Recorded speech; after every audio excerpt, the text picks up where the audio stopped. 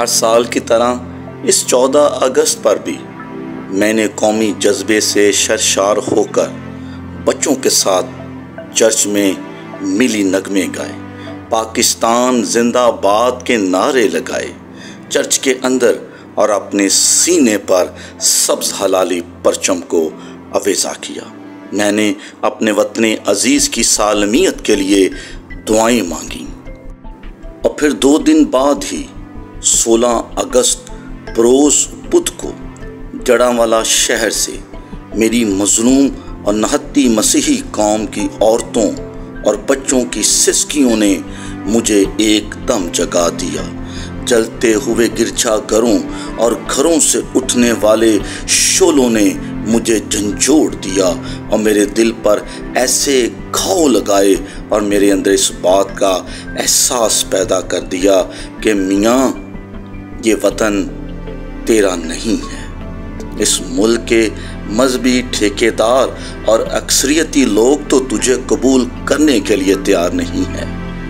میرا گھر، میرا چرچ اور میری عزت یہاں محفوظ نہیں ہے۔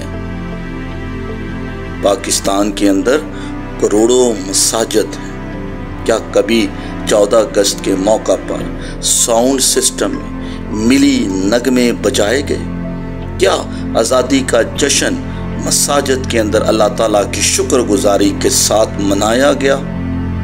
جی نہیں، ہم ہی وہ مسیحی ہیں جو اپنے گرجا گھروں کو 14 اگست والے دن کھول دیتے ہیں، اور بچے، بوڑھے، جوان قومی اور ملکی جذبے سے سرشار ہو کر اپنے وطن عزیز کی سالمیت کے لیے دعائیں مانگتے ہیں اور اپنے شہیدوں کو یاد کرتے ہوئے خدا تعالیٰ کی شکر گزاری کرتے ہیں۔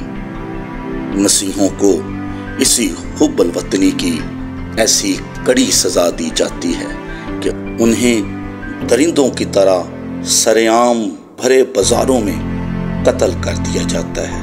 مذہب پرستی کی آڑ میں ان کی عزتیں لوٹ لی جاتی ہیں، اور پھر ان کے گھروں کو، چرچز کو اور ان کے مکانوں کو، پاک کتب کو، صحائف کو جنونیت کی آڑ میں ثواب اور نیکی کا کام جانتے ہوئے جلا دیا جاتا ہے۔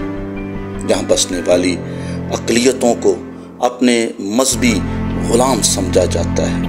میں اکثریت سے سوال کرتا ہوں، کیا ہم انسان نہیں؟ کیا ہم پاکستانی نہیں؟ ہم اہل کتاب نہیں؟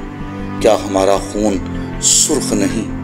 اگر یہ ساری باتیں ہیں تو پھر ایسی بربریت، ایسا دوہرا سلوک، پھر ایسی نفرت اور ایسی حقارت ہم مسیحوں سے کیوں ہے؟